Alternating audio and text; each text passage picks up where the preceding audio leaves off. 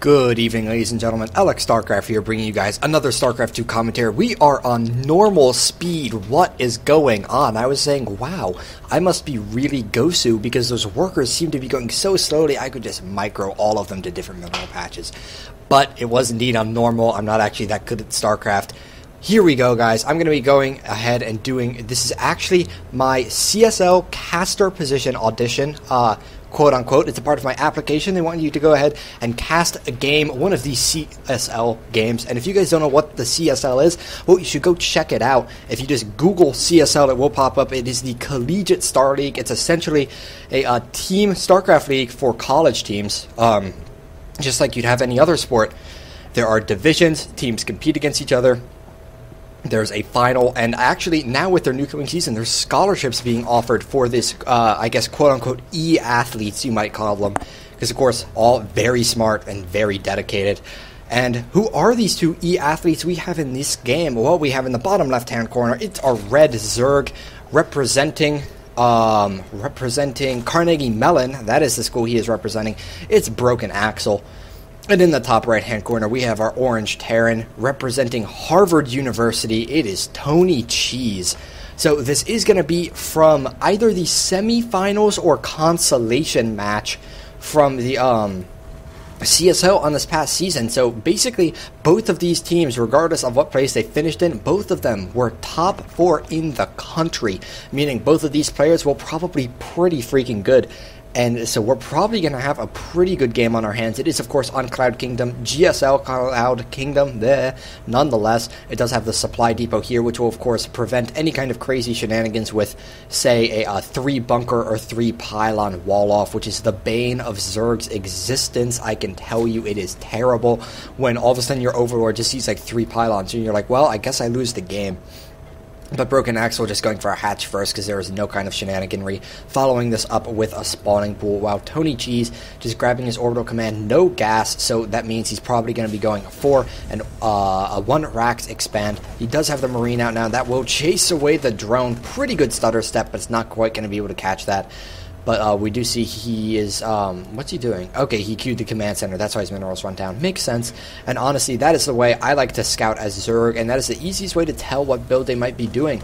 As anyone, a caster, observer, or a player, you check in the Terran player's base. This is if you're a Zerg. You check in the Terran player's base. You see no gas. Well, they're going to be doing a 1 Rax expand. You see 1 or a proxy 2 Rax, but you can tell the difference.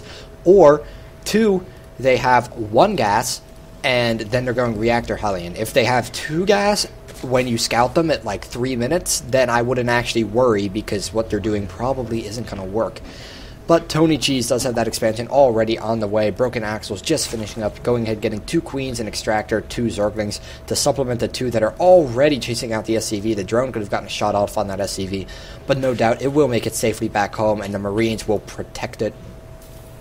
2 barracks following this up. This is generally soon followed by 2 gases, but no, he's actually adding on a 3rd barracks, so we might want to be a little bit aggressive here with a high number of Marines, but we'll have to see what he chooses to do with, though, whether he does grab gases, speaking of which, yes, he is, and what add-ons he puts on these, and that will, of course, be a huge tell as to what he wants to do with them.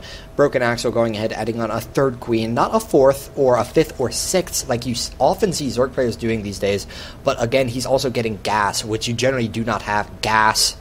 You have gas or a 4 Queen opener or a 6 Queen opener. He's opting for the gas route, and he just pulls off all but 1 once mining that initial 100 gas, getting that Zergling speed, which of course adds so much map coverage for the Zerg, so much map control and harassment potential. Now Tony Cheese is going ahead and he's sending this SCV in. He wants to do some scouting, see what his opponent has. And that will, of course, allow him to maybe look for a Roach Warren, look for Banelings, or even an abnormal number of Zerglings. A Zerg should only really ever have 2 to 4 at this point in the game, and thus he's looking to be aggressive. So if Tony Cheese SCV gets in here and there's 16 Zerglings, and even if he doesn't scout anything, well, those 16 Zerglings by themselves tell him that's not normal.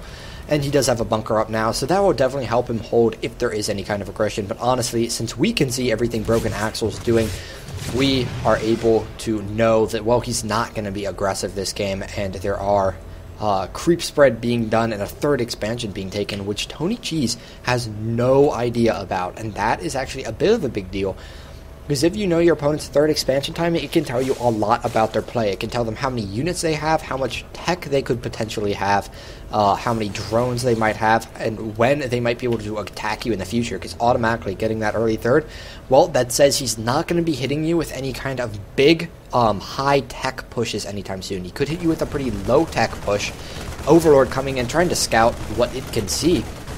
There are Marines in position. Is it going to see the other barracks? Oh god, I don't actually know whether it saw that third barracks. No, it only saw 2 of them in addition to this one. So that is fairly standard actually. Because he did not see this, it's normal for a Terran player to follow up with 3 barracks, not 4 though. Or to follow up with a total of 3 barracks as opposed to a total of 4 barracks. He's going ahead and getting his combat shield. He might try and poke out right here, but I can't imagine he would. He does have the command center, so he wants to make sure that he is able to defend it. He does not want to poke out, lose his units because of some bit of miscontrol or little misfortune, and then have absolutely no way to prevent himself from losing in the future because, well, he's getting that fast command center. He's not going to have a whole lot of stuff either. Broken Axle is getting a Baneling Nest, so going to be interesting to see whether we see Infestors or not. Of course, Banelings becoming, making a resurgence, I would say, in the recent TVC matchups. SCV is going to scout the third now, by the way, but it is making a resurgence. Of course, combined with Infestors, it makes them very, very powerful versus that bio style, which it looks like we might be seeing from Tony Cheese, but again, we'll have to see what he does with his factory. If he builds a reactor, then it's going to be, well, for medevacs, and he'll swap it off with the starport. But if it is a tech lab, that will, of course, mean, well, siege tanks, and siege tanks are good. There's the starport. Is he going to get an add-on? It is going to be a reactor. Okay, so it looks like he's just going to be maybe going bio this game, in which case Banelings and Infestors will be very, very effective. A few Zerglings poking around. There's Banelings here. There is Creeps right here. And Tony Cheese, is he going to have some nice micro? That's what it's going to come down to. Zerglings getting in from the back, and the Banelings totally destroy that push. Holy crap. That did not go well for Tony Cheese. Now, he actually hasn't lost that much more than his opponent, because, well, again, the thing with Banelings, they die when they kill things. So no matter what you do, you're going to lose the Banelings in the engagement. So he cleans that up quite well, loses a fair number of units, but he does clean it up. These Marines pushing out, just trying to retake control of the tower. Ling over here is actually watching for the landing of that third expansion, which will tell him a lot. Now he's going ahead and he's getting those medevacs. And again, is he going to build a tech lab? Probably not, at least anytime soon. He's looking to just go for a strong bio opener. Actually not opting to even get Marauders, just Marines. And that could be good for him because there is a Spire on the way. No, that's not a Spire. That's a Spine Crawler. They look the same. There's the Spire. I was going to say that's a little exposed to drops, but that's on purpose. The Spire will, of course, give him some map control. Maybe let him do some harass because, well, Terran players don't actually expect Muta play very much anymore, so they don't get turrets by default. So he could get poke in and get some SCV kills. Oh, wow, I lied. There's actually missile turrets in all the bases. I apparently am getting disconnected from BattleNet a whole bunch. That's a little bit unfortunate. But all is well now. Achievement service was restored. So maybe I'll get a casting for CSL achievement. That'd be pretty boss. And this expansion only... Oh, this is right. The GSL one only has like a half of an expansion here.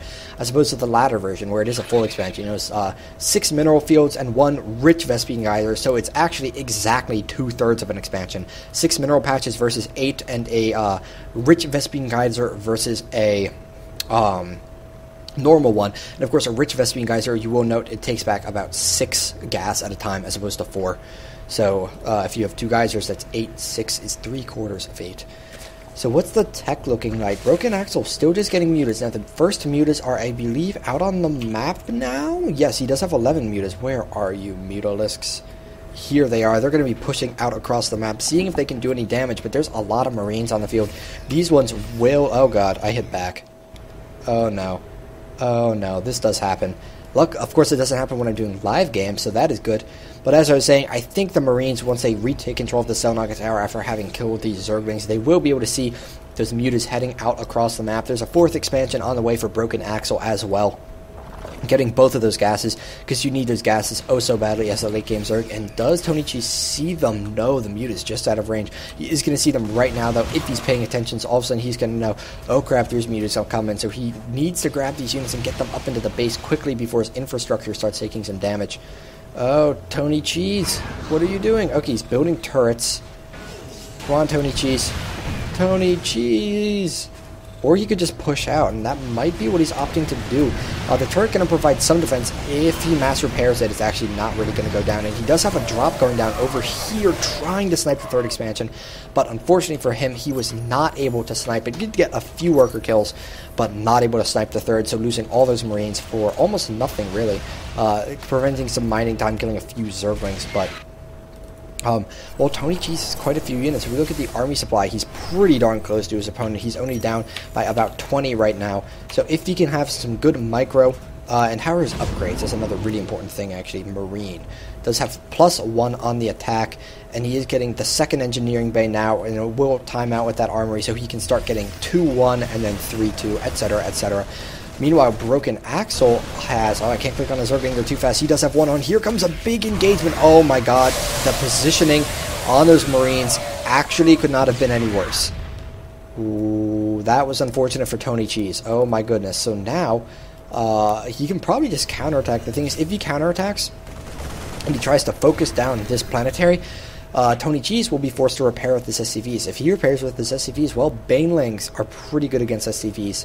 At least I've been told by the Prima strategy guide, or Prima. I don't think that... Do they have one of those for StarCraft 2? Here we go, though.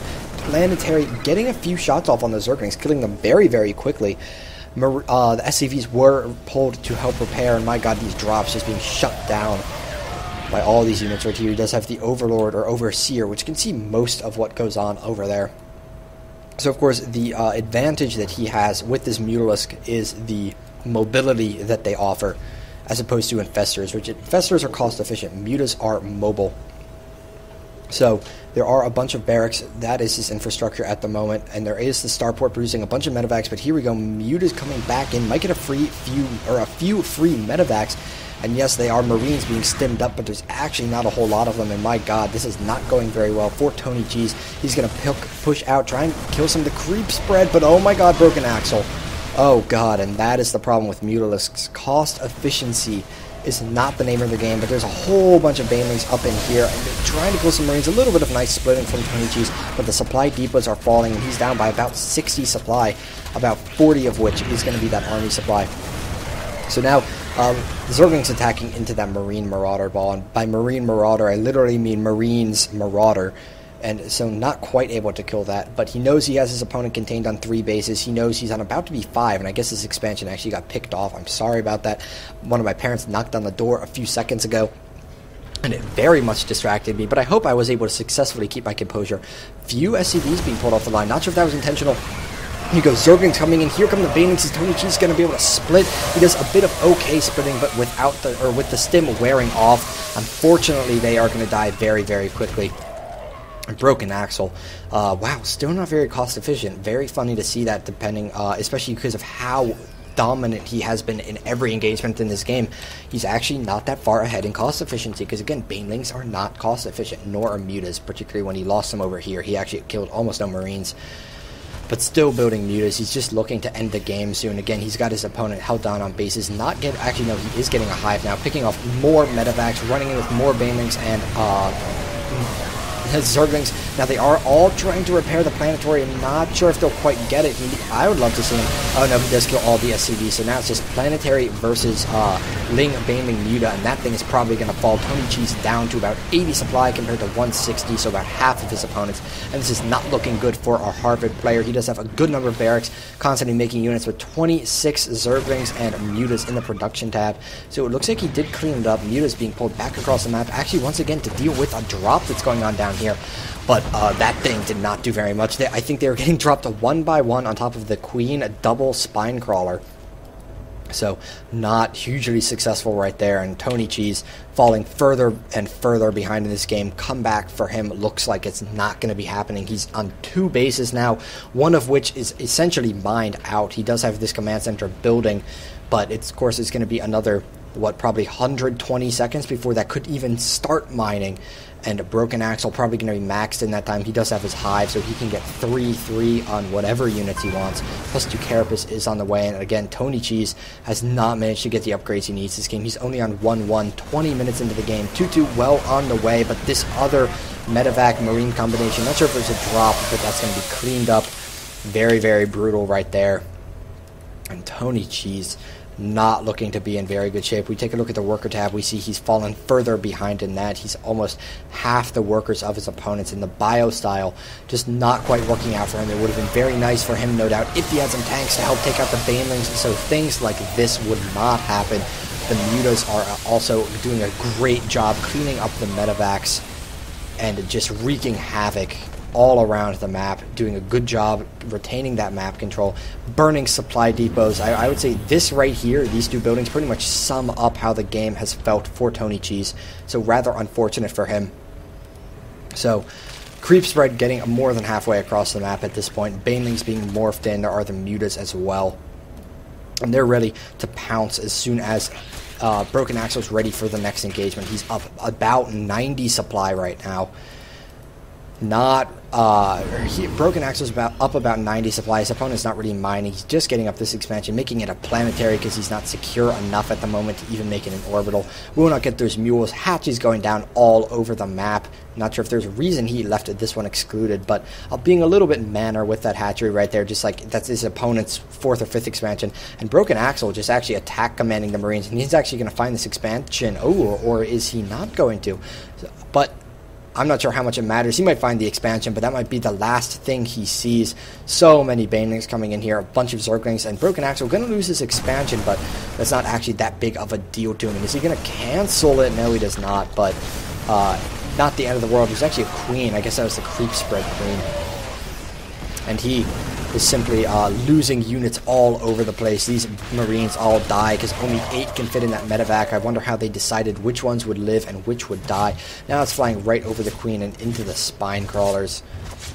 Oh goodness, Broken Axle so far ahead in this game. But Tony Cheese doing a good job being resilient, not giving up before his time, I guess you would say. He knows as long as I'm in the game, there is a chance. You will occasionally see a player like a Boxer, a player like Marine King Prime, where their control just allows them to come back from seemingly impossible situations, and this does look impossible. More Marines dying, Mulisks coming in, they're killing every single medevac. The wall is going to be breached as soon as Broken Axle grabs these and just attacks with them. Yeah, he does that. SCVs and all the remaining units go down. He does not have an army, and there is the GG from Tony Cheese. So, for whoever's viewing this as a part of my CSL application, I hope you enjoyed it, and I look forward to hopefully working with you in the future.